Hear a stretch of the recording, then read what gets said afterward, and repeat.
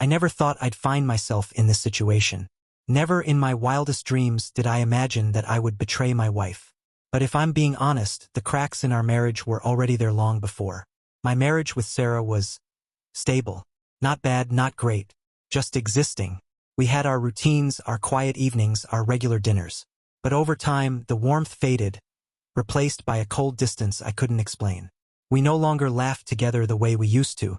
The days passed, and the closeness we once shared slowly turned into something that felt more like cohabitation than partnership. It wasn't like we fought constantly. No, it wasn't dramatic. It was just silent, an absence of something I couldn't name. It felt as though we were both living parallel lives, no longer truly connecting.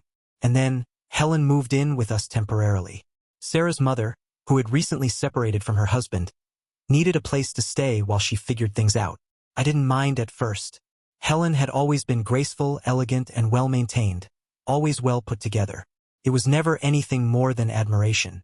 She was my mother-in-law, after all. But as days turned into weeks, something shifted. The first few days were fine, even comforting in a way.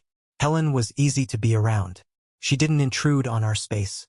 But then, I started noticing things. Small things. Her eyes lingered a little longer than necessary when she spoke to me.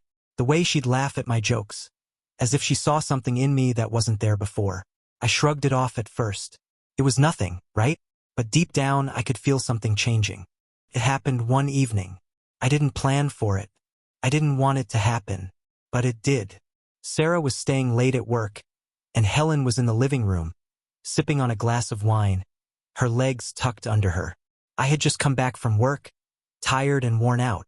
It was a routine evening. One of those nights when you're so exhausted, you don't want to talk to anyone but still crave a connection. We had a few drinks, just the two of us. Helen listened to me more intently than Sarah had in weeks. It wasn't like she was doing anything special. She just listened. And that's when I realized how much I'd missed being listened to, really heard. I had been so starved for attention, for understanding, that it felt like I was finally allowed to breathe again. "Are you okay?" Helen asked gently, looking at me with those knowing eyes. "You've been so quiet lately." I nodded, not trusting myself to speak. But she was persistent, encouraging me to open up. We started talking about everything, the stress, the isolation, the emotional exhaustion I felt in my marriage. I realized how much I needed to vent, to express my feelings. Before I knew it, we were laughing together. Real laughter, not the forced kind that had taken over my relationship with Sarah. I didn't realize it at the time, but those laughs were the beginning of a dangerous path. We talked about old memories, shared stories, and soon the conversation grew more personal. Her hand brushed mine, lightly at first, but I didn't pull away. Something inside me was drawn to her. When she leaned in slightly, I didn't back off. And when she whispered, "It's okay to let go," I felt something stir inside me, something I hadn't felt in a long time. I should have stopped. I should have left. But instead, I leaned in, and that moment changed everything. After that night, everything was different. The air between us shifted, thick with unspoken tension.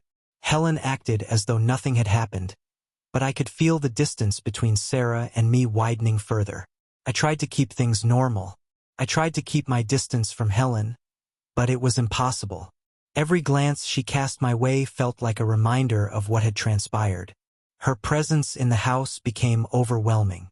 And yet, there was an undeniable pull, something I couldn't resist. I started to dread being alone with her. I was scared of what I might do, of what I might feel. But at the same time, I couldn't stop seeking those moments.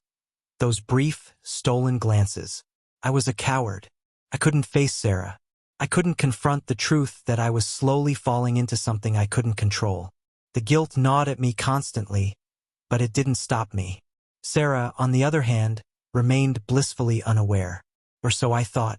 Perhaps she was too focused on her work to notice the subtle changes in our dynamic. Or maybe, deep down, she already knew.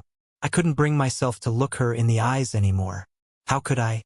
How could I live with myself when I was so consumed by this growing secret? But Helen, she wasn't pressuring me. She wasn't demanding anything from me. She was patient. She knew how to play the game.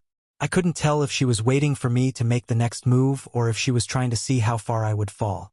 And I was falling, deeper with each passing day.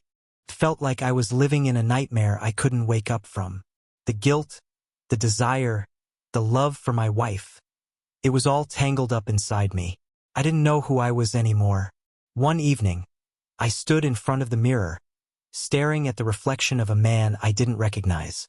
A man who had betrayed the woman who had loved him.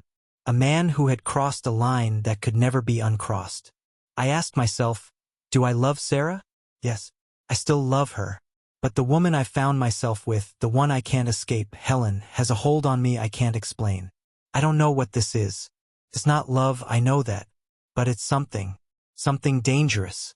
I could feel the walls closing in. Every moment, every second I spent in this house felt like a ticking clock, counting down to a moment when everything would unravel. I could no longer look Sarah in the eyes. I couldn't face the truth, not when it was so ugly. Helen didn't demand anything from me. She wasn't asking for a declaration of love. She just waited, and I kept wondering what it meant. Was this an affair? Or was it something else entirely? I didn't know what to do. I didn't know if I could live with myself if I told Sarah the truth. I didn't know if I could live with the guilt. And yet I stayed. Not with Sarah, not with Helen, but with the fear of making a choice.